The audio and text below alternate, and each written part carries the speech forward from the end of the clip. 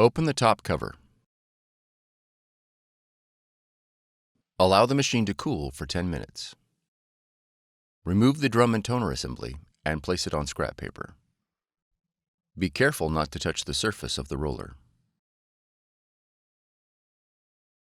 Press the green lock lever to separate the drum and toner.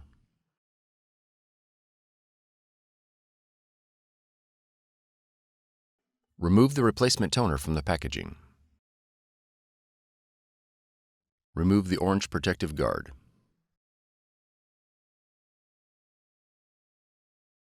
Insert the toner into the drum module.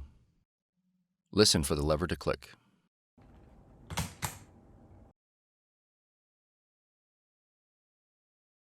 Slide the green handle back and forth 2 times to clean the corona wire.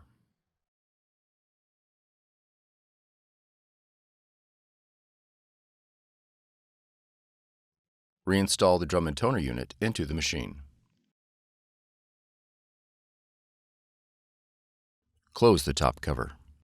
For more tutorials, FAQs, and videos, visit us at www.brother-usa.com. If you found this video helpful, be sure to subscribe. Thank you for choosing Brother.